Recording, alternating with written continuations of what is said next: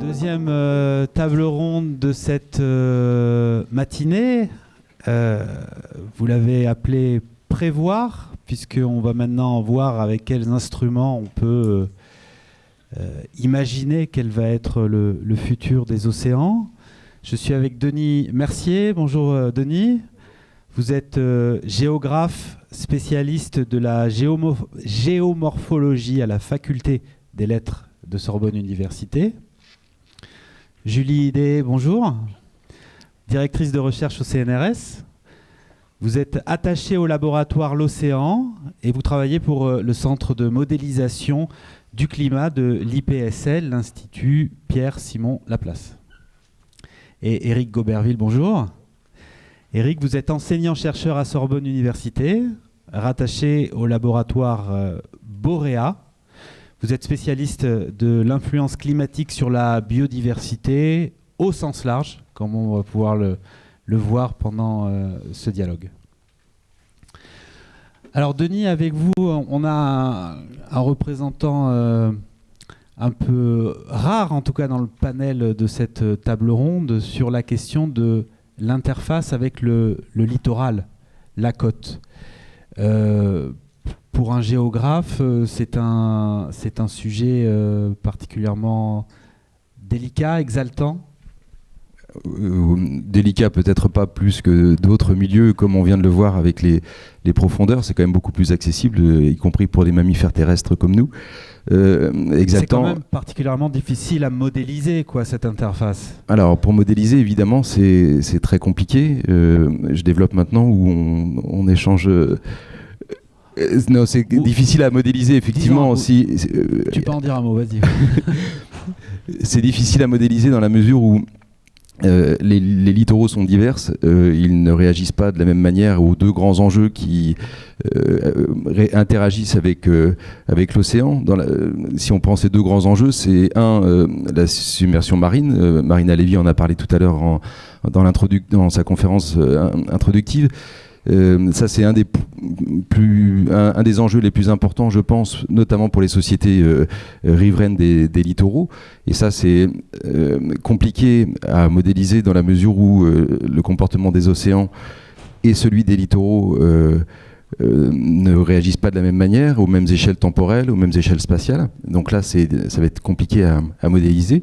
Et puis le second grand enjeu, qui peut être lié aussi à l'océan, mais pas seulement, c'est le problème du recul du trait de côte, l'érosion littorale. Et là, cet enjeu dépend aussi considérablement des activités humaines. Et donc là, si on prend tous les paramètres pour la modélisation de ces deux grands enjeux, c'est compliqué à l'échelle locale, souvent, mais c'est là où se trouvent les solutions. Et dans la conférence qui est intitulée « Prévoir », je pense que c'est à cette échelle locale qu'on trouvera les solutions, mais les problématiques sont des problématiques globales et régionales. Donc il faut manier ces trois échelles et c'est pas toujours évident dans la modélisation. Alors on va le voir un peu plus en détail dans la suite de cet échange. Julie, la modélisation sur laquelle vous travaillez, peut-être qu'on peut voir tout de suite un exemple avec le type d'imagerie. Vous avez amené quelque chose qui montre la circulation thermohaline. C'est sur ce type de modèle que vous travaillez. Alors, sur ce type de modèle, s'il y a un S à modèle, c'est-à-dire qu'en effet, moi je suis océanographe physicienne, je m'occupe des courants marins et ma spécialité c'est cette circulation thermohaline que je suis sur la figure en haut à gauche, vous l'avez tous vue, mais peut-être sans trop savoir ce que c'est parce qu'en fait cette figure est fausse. Elle est fausse parce que les vrais courants dans les océans, c'est la figure en bas à droite qui les montre. Et c'est tous ces petits tourbillons, ces petits filaments dont Marina et Jacqueline vous ont beaucoup parlé. Sauf qu'avec ces petits courants-là, ces petits tourbillons, ces petits filaments, c'est compliqué de comprendre le rôle des océans dans le climat, que ce soit le climat du passé, des passés, de l'actuel et du futur. Et c'est vraiment la figure du milieu qui montre en fait les gros contrastes de température à la surface des océans. Donc évidemment, il fait chaud près de l'équateur, il fait froid au pôle, et l'océan transporte une partie de cette chaleur reçue à l'équateur vers les pôles. Et ça, c'est le premier rôle majeur de l'océan pour le climat. Et cette figure du milieu, elle vous montre en fait des trajectoires cycloniques que les navigateurs connaissent depuis toujours, qui sont ce qu'on appelle les gyres océaniques, qui sont des mouvements de très grande échelle. Mais à observer directement, c'est très complexe. Alors, d'abord parce que les courants ne sont pas que en surface, les satellites en effet sont très utiles pour voir la surface, mais les courants sont surtout en profondeur. Et en profondeur, les mesurer, c'est beaucoup plus complexe. Et ces grandes gyres, il faut regarder partout, tout le temps, en même temps. Donc on est dépendant des modèles, mais des modèles, alors forcément, ce n'est pas le même modèle qu'on va utiliser pour produire la figure qui est en bas à droite, qui montre toutes ces petites structures, parce que ce modèle-là, il va nous couvrir quelques années simplement, et sur quelques années, on ne fait pas du climat, on fait de la météo, on fait de l'océanographie opérationnelle. Pour faire du climat, il faut pouvoir regarder des échelles de temps qui sont plutôt de l'ordre de 10 ans au moins, à 100 ans. Et ça, qu'est-ce qu'on utilise ? On utilise le modèle du milieu qui nous montre bien ces transferts de chaleur, mais celui-là, en fait, on ne peut pas regarder très longtemps. Si on veut regarder longtemps les grandes fluctuations du climat, c'est plutôt une perspective comme on a en haut à gauche qu'il faut regarder, où on regarde de façon un peu macroscopique ce qui se passe. Bon, voilà, tous ces modèles, c'est avec ça que je joue pas toute seule, parce qu'il faut beaucoup de monde pour savoir produire ces modèles. Il ne suffit pas juste de les produire et d'avoir des données, il faut les valider, il faut savoir en extraire de l'information utile. Et à la fin, il n'y a pas un modèle qui est bon. En fait, ils sont tous faux, mais ça, ma collègue l'a déjà dit tout à l'heure. La question, c'est lequel est pas trop mauvais pour répondre à quelle question. Éric, la table ronde, elle est intitulée « Prévoir ». Mais est-ce que c'est le bon mot finalement ? Est-ce que c'est pas trop ambitieux que de vouloir prévoir ?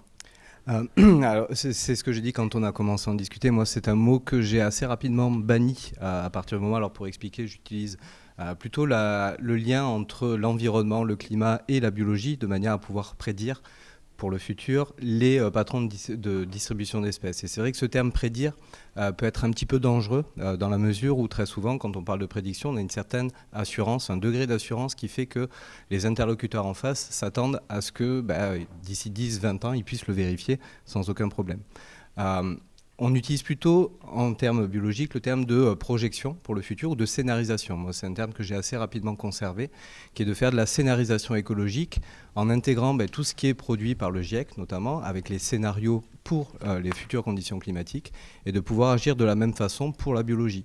D'avoir différents scénarios qui vont essayer d'intégrer toute une gamme d'incertitudes, de manière à être beaucoup plus prudent dans ce qu'on est capable de fournir à partir du moment où on espère que ça puisse être des outils appliqués. Denis, on va revenir sur ce sur quoi vous avez commencé à parler tout à l'heure, cette évolution du trait de littoral. C'est un phénomène qui est complexe parce que il n'est pas homogène, quoi. Il n'est pas homogène et il n'est pas linéaire. Il varie dans le temps, il varie dans l'espace. Oui, et dans les deux dimensions, et c'est là où c'est compliqué. Si on parle du recul du trait de côte, et donc essayer de prévoir, puisque c'est la thématique, je pense que prévoir c'est important en termes de projection politique. Prévoir c'est gouverner, et donc si on veut savoir pour gouverner à quelle décision prendre, il faut s'appuyer sur des modèles, et notamment les sociétés littorales se sont développées suite aux grandes tendances de la maritimisation des échanges, de la balnéarisation, etc. Ce qui fait qu'on a des sociétés littorales qui ont figé un trait de côte qui est par définition mobile. Et donc cette mobilité du trait de côte, c'est le rôle notamment des géographes géomorphologues qui vont s'intéresser à ces dynamiques, essayer de quantifier à quelle vitesse et à quel rythme, ce qui n'est pas la même chose, finalement, le trait de côte va évolue.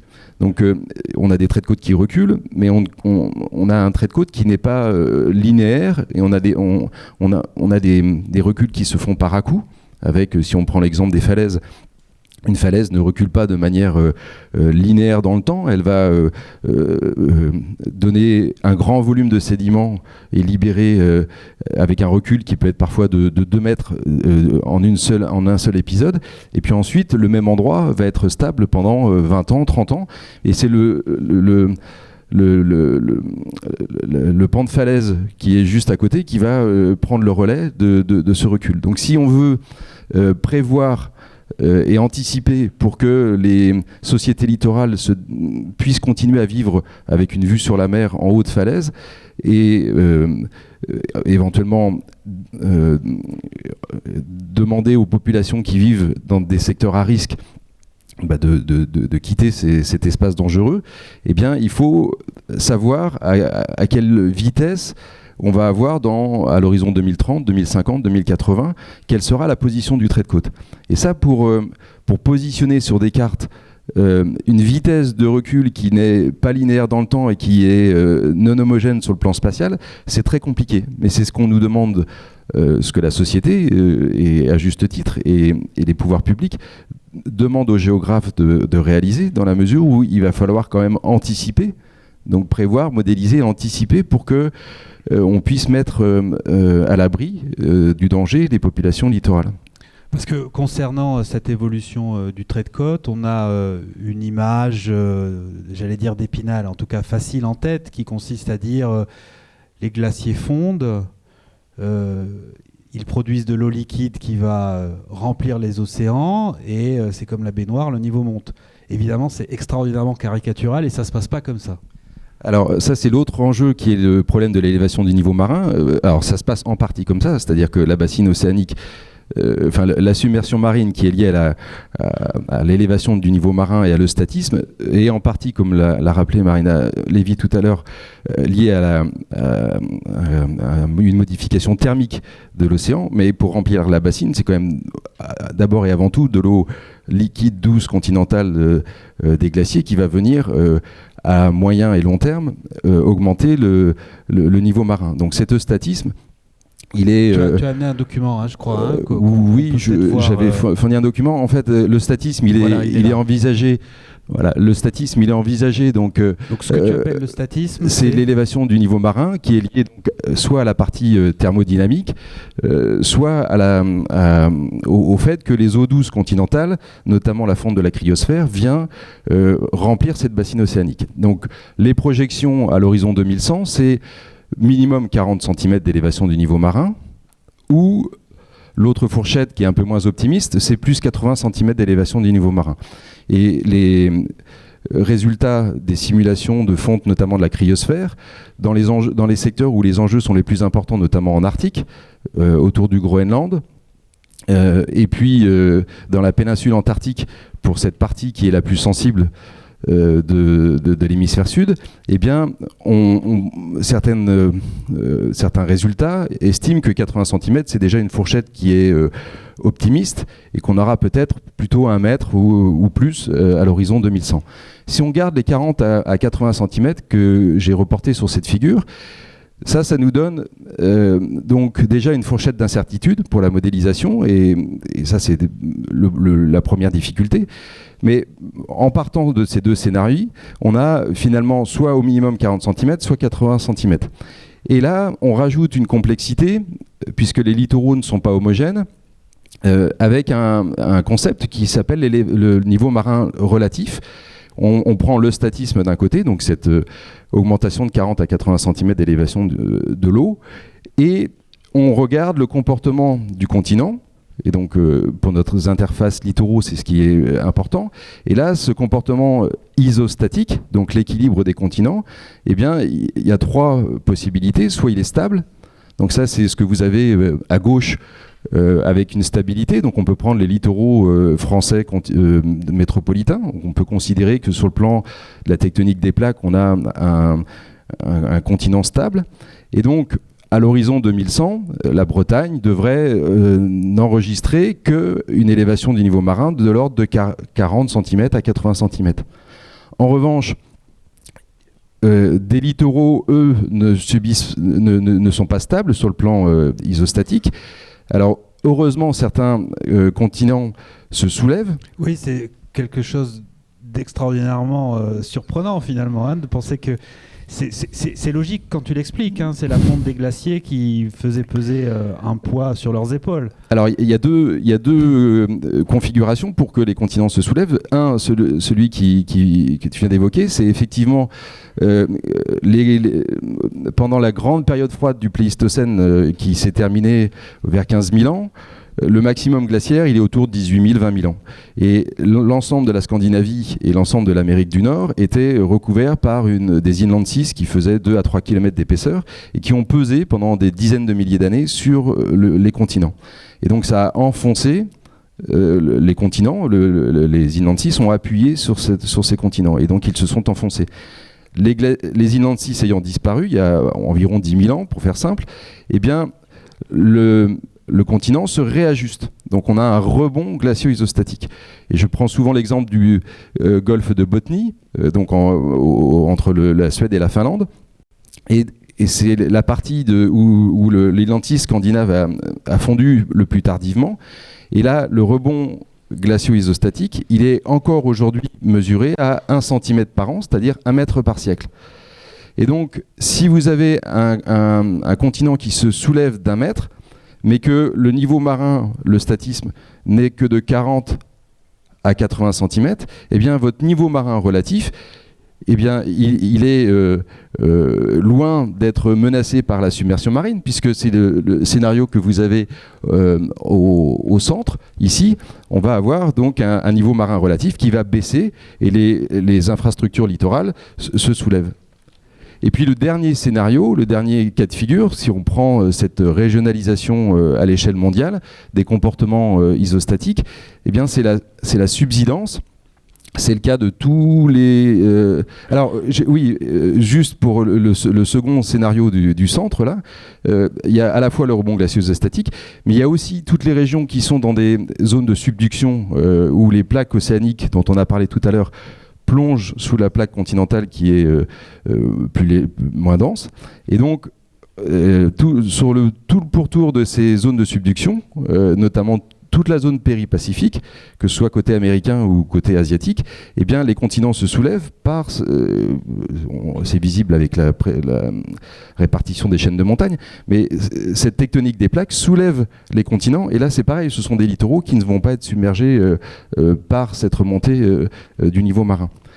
En revanche, donc ça c'est plutôt les littoraux qui vont à moyen et long terme être épargnés par cette submersion marine. Et en revanche, le dernier cas de figure, qui est le plus dramatique pour les sociétés, et c'est là où on a le plus de monde, avec des densités de population qui sont les plus importantes, ce sont les zones deltaïques, les zones basses, qui s'enfoncent naturellement, qui sont subsidantes.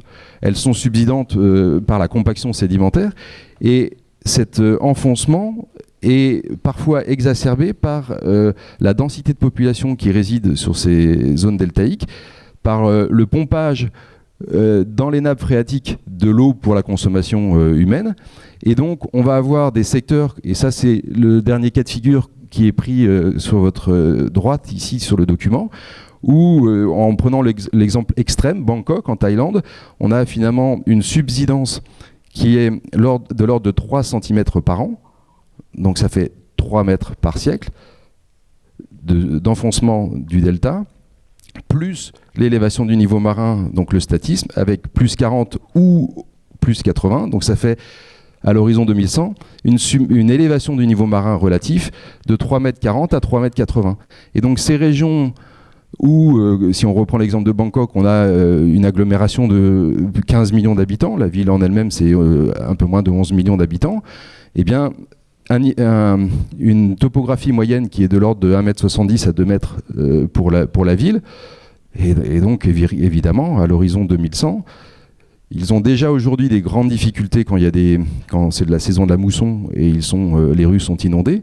Mais à l'horizon 2100, cette région en particulier, mais tous les deltas du monde, vont connaître une submersion marine bien plus élevée. Julie Day, vous l'avez dit avec cette représentation de la circulation thermohaline, pour aboutir à un modèle d'intérêt, il faut jongler en fait avec quantité de modèles différents. Il y en a qui sont plus ou moins pertinents, plus ou moins faux. Il y a un sujet qui actuellement est terriblement à la mode dans les médias mais aussi dans les labos, c'est l'intelligence artificielle. Est-ce que c'est finalement demain l'intelligence artificielle qui va choisir parmi tous ces modèles pour dire lequel est le bon ? Alors ça dépend à qui vous posez la question. Clairement, moi je répondrais non, mais il y a des grandes firmes internationales qui disent oui, et on l'entend beaucoup parler dans les médias. Il y a des prophètes de l'intelligence artificielle en Voilà. ce moment. Et puis aussi, il faut reconnaître qu'ils mettent aussi l'argent et les moyens pour faire avancer des choses pour lesquelles la recherche académique n'avait absolument pas la capacité de concurrencer. Donc je suis ravie qu'on aborde ce sujet-là ce matin, parce qu'en effet, je pense que c'est des choses que vous avez vues passer. Ces histoires des nouveaux modèles de météo du climat qui font un usage extensif de l'intelligence artificielle et qui révolutionnent la vision qu'on en a. Alors, si je peux Très essayer concrètement, c'est qui est derrière ça? C'est Google? Alors, c'est pas que Google, c'est Google et des équivalents, et puis il y en a plusieurs qui viennent de Google. Les centres de recherche plus académiques, y compris le Centre européen de prévision météo, essayent de suivre, mais c'est difficile parce que c'est des armées de programmeurs qui sont experts dans ce sujet qui est l'IA, mais qui connaissent peu ou pas ce qui se passe vraiment dans la météo. Et la première supercherie, c'est d'appeler ça des modèles de climat. Parce qu'en fait, ce sont des modèles de météo, mais qui ne savent pas se nourrir tout seuls. C'est-à-dire qu'ils ont besoin de nos modèles de météo qui sont faits par la recherche académique pour apprendre et pour prévoir le climat du futur. Donc, vous voyez un peu l'idée, c'est qu'on a des observations. Alors, c'est là où l'océan et l'atmosphère sont vraiment deux milieux très différents. Les deux sont des fluides, les deux sont régis par la dynamique des fluides, mais l'océan est infiniment moins observé que l'atmosphère. Bon, c'est assez facile à comprendre pourquoi, c'est qu'on peut plus facilement quand même mettre des balles en sonde que mettre des choses dans l'océan, et même si on a beaucoup d'efforts, on en a parlé tout à l'heure dans la première table ronde, l'océan est vraiment une terre inconnue par rapport à l'atmosphère. Et donc dans l'atmosphère, on a toutes ces mesures qui sont traitées en permanence par des algorithmes qui en fait font un mélange un petit peu entre ces mesures directes et puis la loi de la mécanique des fluides. Et c'est sur ces produits qui en sortent, qui s'appellent des réanalyses, que ces nouvelles concurrences disent que en fait, si elles apprennent si l'intelligence artificielle peut se nourrir de toutes ces réanalyses, eh bien les prévisions de la météo de demain sont meilleures que si juste on continue le même algorithme. Donc en fait, elles peuvent pas se passer quand même de la recherche académique. Donc c'est la première chose qui est un peu mensonger qu'on dit qu'ils vont révolutionner. Deuxième point, c'est que ça reste de la météo, c'est pas du climat. Il n'y a pas d'océan, il n'y a pas de surface continentale, et c'est normal, parce qu'en fait, il y a beaucoup moins de mesures. Et puis alors, dans le cas de l'océan, on a les équations, c'est les mêmes que dans l'atmosphère. C'est plus simple en fait parce qu'on n'a pas les changements de phase de l'eau, mais on a la salinité qui est en effet très difficile à observer. Et puis les courants en profondeur qu'on on observe très très peu, qu'on connaît très mal, et c'est ça en fait la source d'incertitude des modèles. Les surfaces continentales qui font quand même beaucoup la météo, et ça... vous n'avez pas besoin d'être météorologue pour le savoir. Ça pareil, c'est très peu observé. Et donc l'effet que ça a, pour l'IA, pour apprendre, il faut que l'IA mange énormément de données en supposant que ces données sont bonnes. Et quand il n'y en a pas, il n'y a pas grand-chose à faire. Souligner aussi quand même qu'on est en train de parler de projection du climat futur, parce que le climat change, parce que c'est à cause des émissions de gaz à effet de serre. Tous ces nouveaux révolutionnaires IA pour faire le climat du futur, on ne sait pas quantifier leur empreinte environnementale. Oui, c'est le sujet un peu tabou. Hein. Ça, c'est le sujet tabou. Alors, c'est tabou à fort raison, parce qu'on ne sait pas faire. Donc ça, je relais l'avis de l'INRIA. Littéralement, on ne sait pas calculer. En fait, on ne sait pas calculer cette IA qui va se nourrir du maximum de données possibles. On parle aussi d'IA qui sont génératives. Alors, c'est encore pire parce qu'on ne sait pas, en fait. Alors, on dit oui, mais c'est la phase d'entraînement qui est coûteuse. Après, l'inférence, c'est rien. Parce que l'IA, c'est deux phases. J'apprends et puis je réponds à la question qu'on me pose.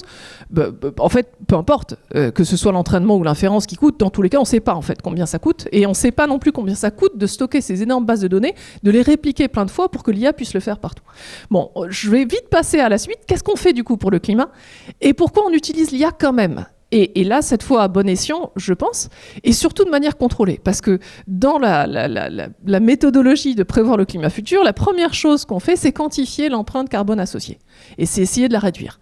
Donc, par exemple, je disais tout à l'heure, les modèles sont faux, parce qu'en effet, quand on a un modèle qui est grossier, on ne peut pas représenter le trait de côte, on ne peut pas représenter son évolution, on ne peut pas représenter le tourbillon au bon endroit, etc. Ça, on ne peut pas faire, c'est beaucoup trop grossier. Une solution serait d'augmenter la résolution, c'est-à-dire d'avoir des modèles plus fins qui représentent ça. Mais ça, c'est beaucoup plus coûteux. Donc, si jamais on était dans un climat qui ne changerait pas, je dirais, super, on y va. On augmente la résolution partout, on est super fin, on représente tous les processus. Oui, mais ça a une empreinte associée, carbone, énergétique, environnementale, ce que vous voulez, qui est phénoménale. Donc, la perspective, c'est plutôt de rester avec nos modèles grossiers, mais surtout parce que eux, en fait, on peut les rejouer. Alors, je disais tout à l'heure, on a des équations dans l'océan, dans l'atmosphère. Ces équations, certes, on les connaît, mais on ne sait pas les résoudre. Il n'y a qu'une solution numérique informatique qui nous donne la solution. Et surtout, quand on les résout une fois informatiquement et qu'on recommence, c'est comme quand on fait un jeu vidéo, on fait reboot et on relance, ou quand on fait n'importe quel programme informatique, bon, bah là, on voit qu'elle donne autre chose. Ça, c'est l'incertitude intrinsèque, numérique, paramétrique, tout ce que vous voulez. Mais c'est toutes les incertitudes associées. Quand on fait des modèles très très fins, c'est tellement coûteux que jamais on rejoue. Donc en fait, on va faire une simulation, on est content de la voir, on va croire que c'est la vérité vraie, mais en fait non, c'est pas le cas. On sait très bien que même à très haute résolution, on refait la simulation dans les mêmes conditions d'expérience, on n'a pas le même résultat. Et c'est ça qui est de façon infinie. Donc l'avantage des modèles de climat de basse résolution grossiers, on sait qu'ils sont très approximatifs, mais par contre, on peut réellement quantifier les incertitudes associées. Et c'est ça qui est fondamental pour ensuite pouvoir décliner les chaînes d'impact par rapport aux écosystèmes, par exemple. Par rapport à tout ce qu'on sait ou tout ce qu'on ne sait pas, là, on peut vraiment avoir une mesure de ce qu'il faudrait approximer, ce qu'il faudrait mieux comprendre, ce qu'il faudrait mieux saisir, où est-ce qu'il y a vraiment des champs d'incertitude sur lesquels on peut, avec des nouvelles observations, par exemple, réduire les incertitudes. Mais surtout, on approche ce qui est vraiment le climat, c'est-à-dire qu'intrinsèquement, le climat est chaotique. Donc en fait, on n'est pas en train d'essayer de reproduire un modèle qui refait le climat de la Terre. On fait des modèles qui couvrent l'enveloppe dans laquelle celui qu'on a connu fait bien partie de cette enveloppe-là. C'est ça la démarche de la modélisation du climat. Alors, dans ce sens-là, l'IA nous sert à quoi ? En fait, à rendre nos modèles plus sobres. Parce que dans certains cas où le modèle finalement reproduit un peu toujours les mêmes patterns, ça, on peut le faire apprendre à une IA de façon tout à fait contrôlée en termes de coût numérique, parce que ça se passe sur un des serveurs qu'on a ici, et on fait une fois l'entraînement et l'inférence, donc on peut vraiment contrôler le coût associé. Mais surtout, si derrière, ça nous permet de diminuer le coût de calcul de nos modèles de climat, alors là, on a gagné. On fait les projections du climat futur à moindre coût. Et c'est dans cette direction-là, à mon avis, que l'IA peut vraiment apporter une révolution pour finalement nous permettre de continuer à faire progresser cette recherche sur le climat avec cette meilleure quantification des incertitudes pour vraiment distinguer ce dont on est sûr, ce qui est là parce qu'en fait, dans tous les cas, on a beau changer toutes les conditions, c'est toujours ça qui émerge comme pattern, et puis au contraire, ce qui reste incertain. Eric, je reprends votre mot de prédiction. Pour faire les modélisations écologiques sur lesquelles vous travaillez, il faut se baser sur du dur, sur du solide, sur de la data. S'agissant d'écologie, d'où vient-elle cette data ? Alors déjà, il faut beaucoup de données, un maximum de données. Ça a été annoncé tout à l'heure, en fonction du type d'écosystème, en fonction de l'endroit dans lequel on va se placer, on ne va pas avoir un même degré de connaissance. D'ailleurs, vous travaillez sur tout type d'écosystème, un Boréa ? Voilà, on travaille sur quasiment tous les types d'écosystèmes qui sont couverts, depuis l'échelle individuelle, moléculaire, jusqu'à l'échelle des populations, enfin, ou même à l'échelle des écosystèmes. Moi, dans mes travaux de recherche, j'ai toujours essayé d'avoir une approche la plus complexe possible. J'essaye de tendre vers l'holistique. C'est un gros mot à prononcer et peut-être quelque chose de trop optimiste, mais quand on travaille sur les effets des changements globaux, je considère qu'il faut essayer d'intégrer un maximum de compartiments possibles. Mais avec une affinité pour, ça a été quelques photos qui sont passées tout à l'heure sur la partie planctonique de l'océan, sur la partie phyto- et zooplanctonique. Donc oui, il faut de la donnée pour réussir à faire ces scénarios écologiques pour le futur. On sait que plus on va avoir de la donnée, plus on aura une certaine consistance dans ce qu'on est en train d'essayer de reproduire déjà dans un premier temps, avant d'essayer d'en faire des scénarios. Il y a des données qui sont mises de plus en plus à disposition maintenant. Il y a eu un effort collectif qui a été fait au cours du temps où on a des belles courbes qui montrent qu'on est à l'exponentielle sur la mise à disposition des données, qui vont passer pour de la donnée biologique sur des grands portails qui sont accessibles à tout un chacun sur Internet. Un qui s'appelle GBIF, l'autre qui s'appelle OBIS, sont sûrement les deux ou plus gros portails de mise à disposition de la donnée, qui vont correspondre à des données juste d'occurrence, c'est-à-dire de présence. On va savoir qu'à tel endroit et à tel moment, on a pu observer telle espèce. Il va y avoir... de la plus petite à la plus grosse. Hein. De la plus petite à la plus grosse, du marin, du terrestre, si on couple différents jeux de données. Mais je suis allé voir, j'ai vu que c'était, il y avait le nombre de grands requins blancs en Méditerranée. Exactement, oui, on va pouvoir monter sur certaines espèces à près d'1 million de recensements. Par contre, des fois, on va vouloir travailler sur une espèce en particulier et on va avoir 23 observations de par le monde. Et dans le type d'approche que nous, on essaye de mettre en place, il y a cette notion de macroécologie qui nécessite d'avoir une couverture qui soit la plus maximale. Donc on est forcément frustré à un moment quand on essaye de travailler sur un objet d'étude bien spécifique. Mais alors toutes ces données ont été mises à disposition, il y a énormément de travail qui a été fait pour rendre les choses les plus standards possibles, mais qui nécessite un contrôle de qualité de la donnée qui représente pour moi, je dirais 80-90% du travail initial de modélisation de la diversité, c'est-à-dire contrôler ces données, savoir ce qu'on en fait, essayer de trouver les meilleurs subterfuges, entre guillemets, pour essayer de gommer une partie des incertitudes, jamais toutes les incertitudes, mais au moins une partie, et ensuite de pouvoir rentrer ça dans nos modèles. Donc ça, c'est ce qui va correspondre à, dans un premier temps, au moins de la localisation d'espèces.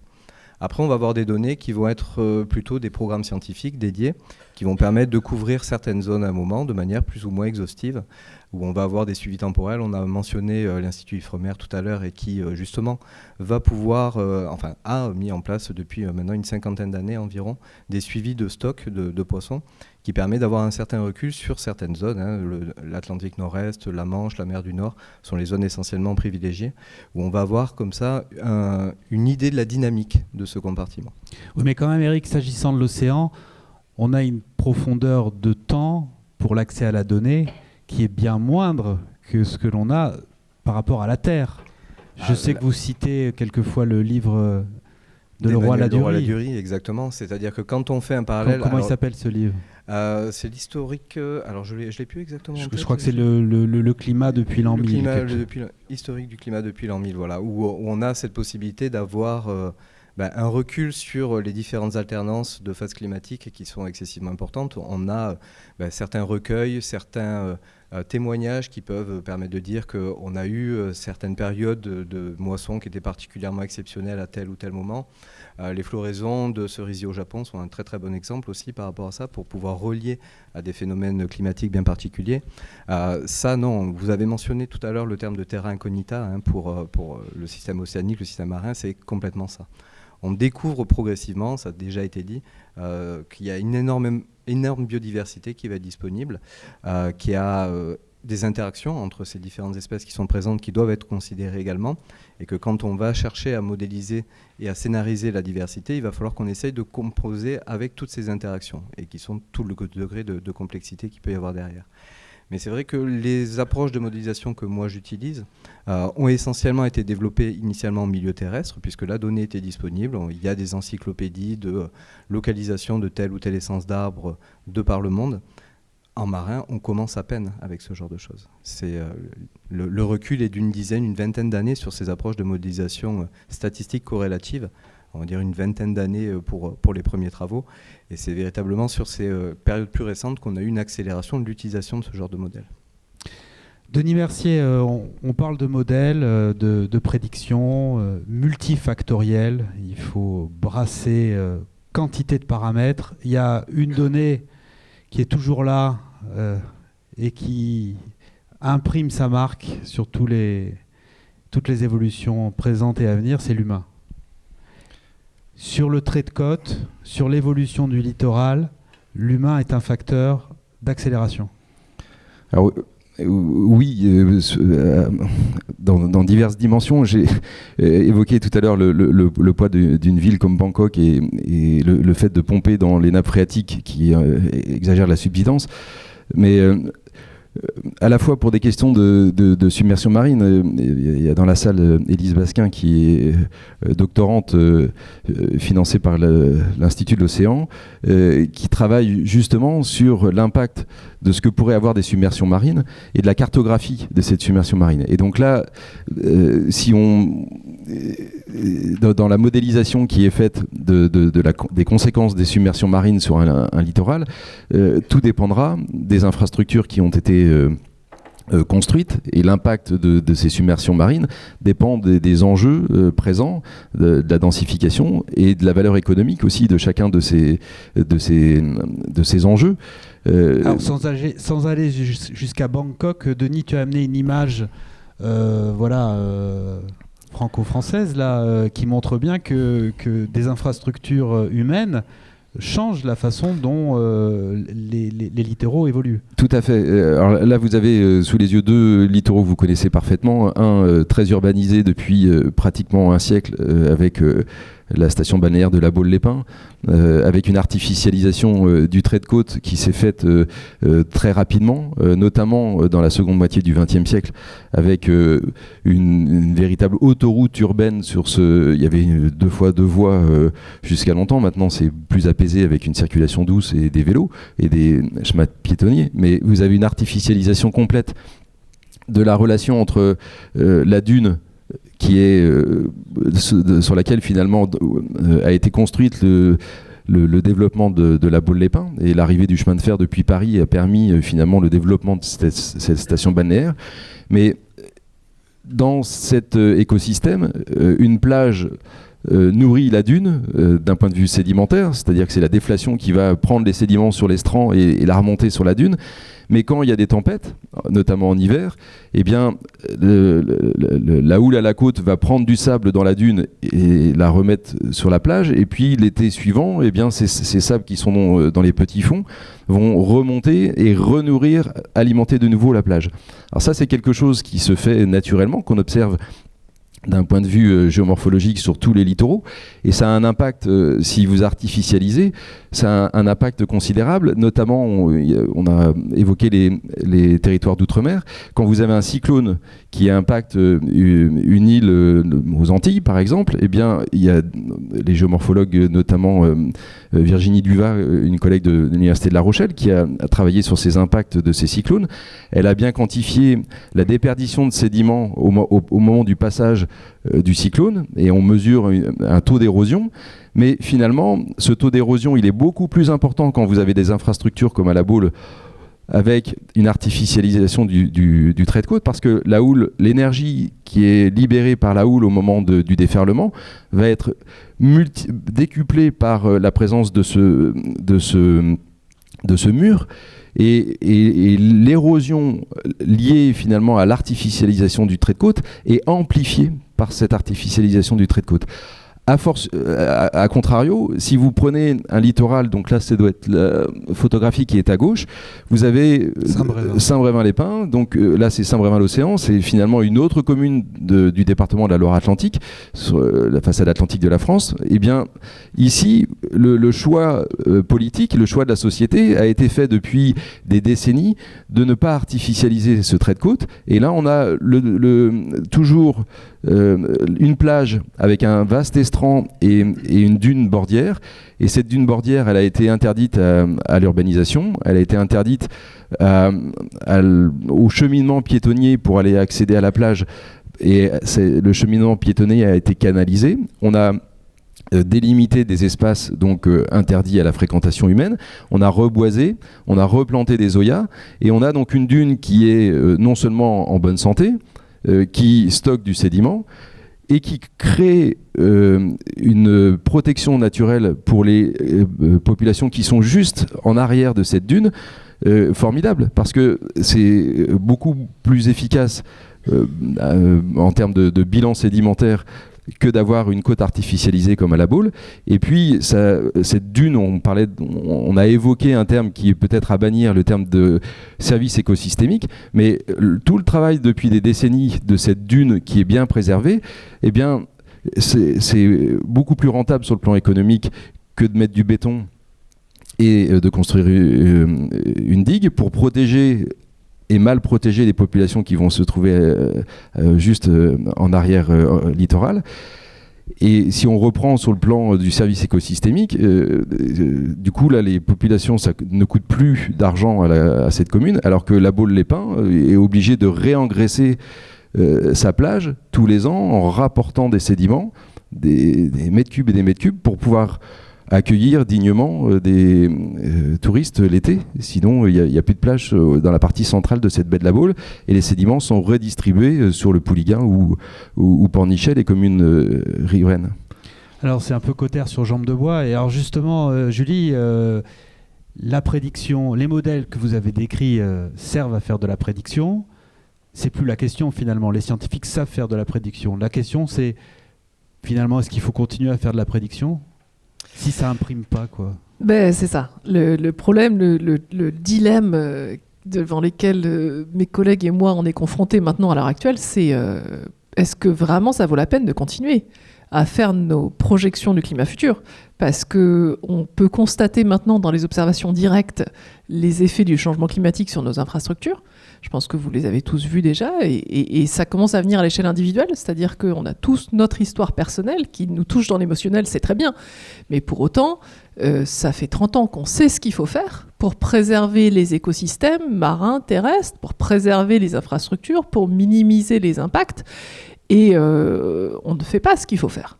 Et ça, c'est ce qui émerge aussi de la communauté scientifique en termes de réduction des émissions de gaz à effet de serre, en termes de réduction de la pollution en général, non pas de la population, mais de la pollution, et d'impact en général sur l'environnement. On sait ce qu'il faut faire, on ne le fait pas.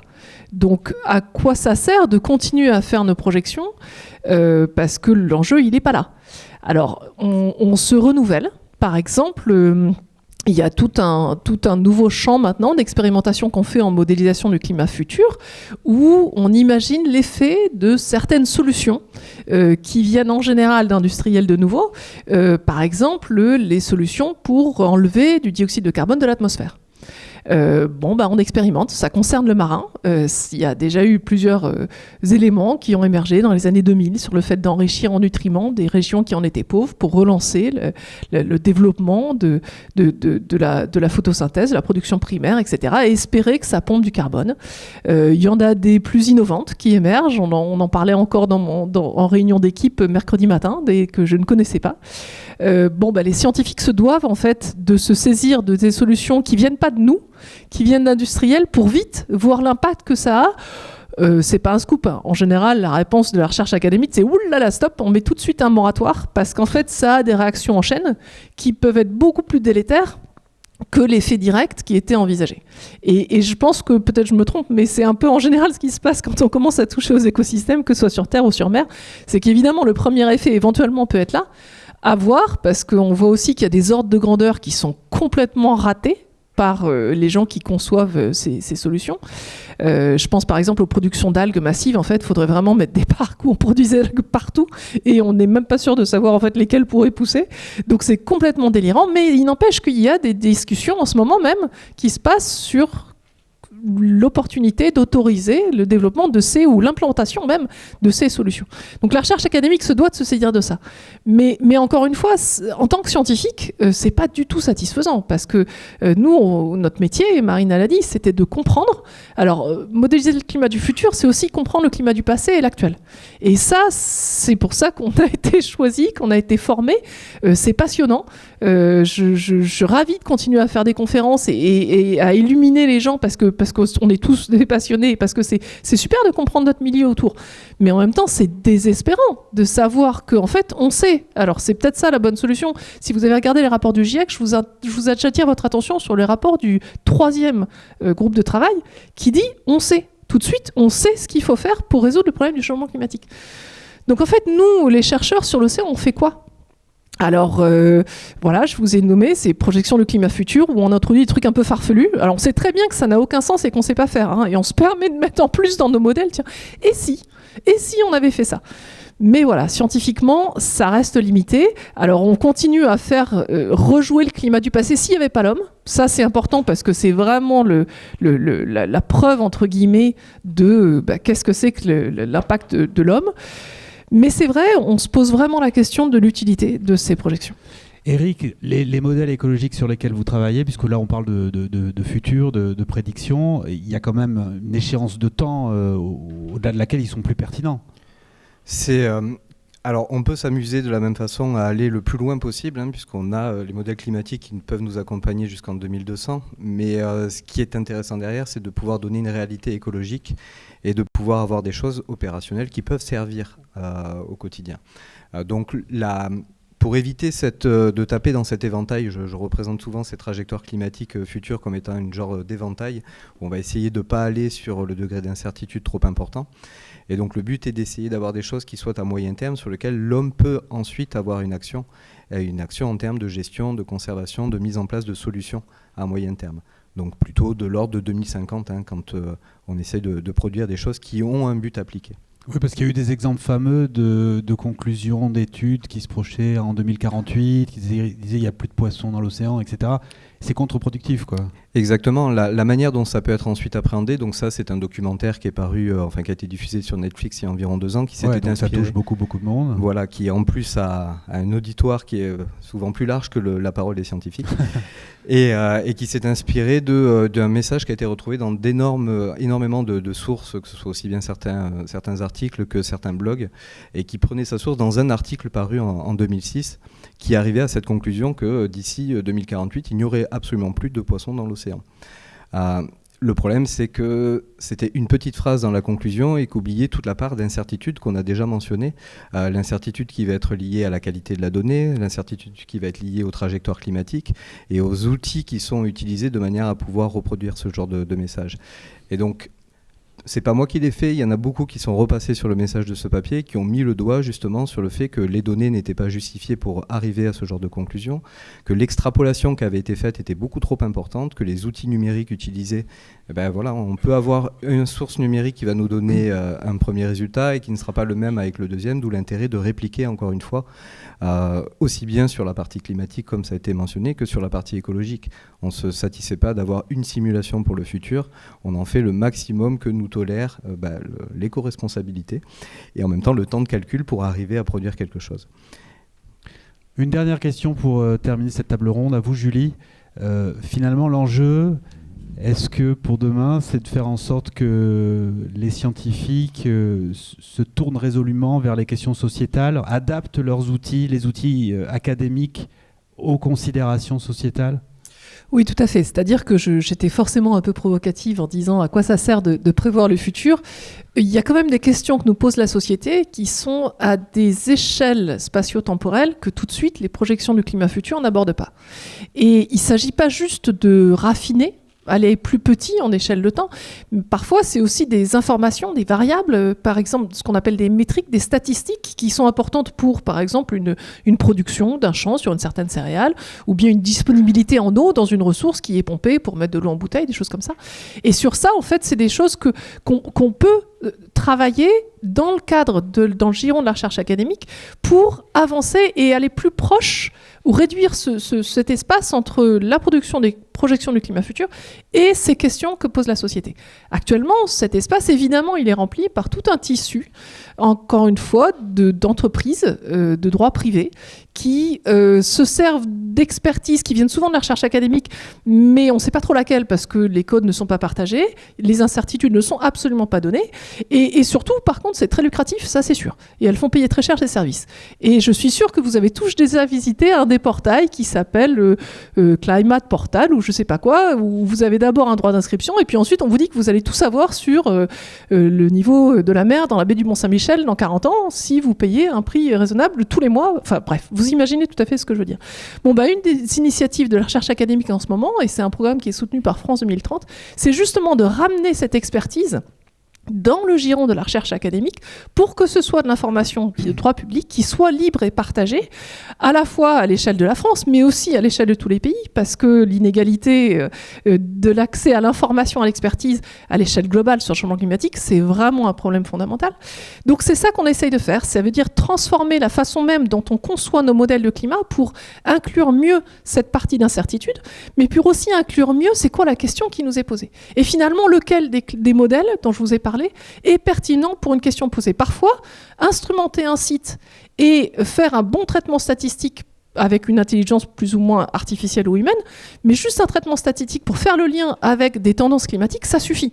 Et alors là, c'est très économe, c'est très sobre, c'est efficace et surtout, c'est une technique qu'on peut généraliser facilement.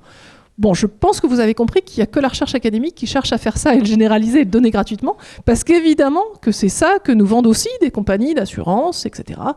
Et donc c'est ce sujet qui est hautement politique, mais sur lequel la recherche académique et les scientifiques climatologues se saisissent maintenant pour se dire aussi d'un point de vue expertise, science, développement des outils et comment on le partage. C'est important de se saisir de ce sujet ensemble. Un tout dernier mot, rapidement, Denis. Oui, c'est juste rapidement. Je suis géographe, comme tu l'as dit tout à l'heure. Il y a un géographe que vous connaissez tous qui s'appelle Yves Lacoste qui a écrit « La géographie, ça sert d'abord à faire la guerre ». Mon collègue Philippe Boulanger, ici présent, a écrit aussi « La géographie, reine des batailles », que je vous invite à lire. Mais la géographie, mon message, c'était que ça sert aussi à prévoir, anticiper pour pouvoir continuer à vivre sur les littoraux en bonne intelligence avec la mer et l'élévation du niveau marin. Voilà, c'était ça. Merci à vous trois. Denis Mercier, Julie Day, Éric Goberville.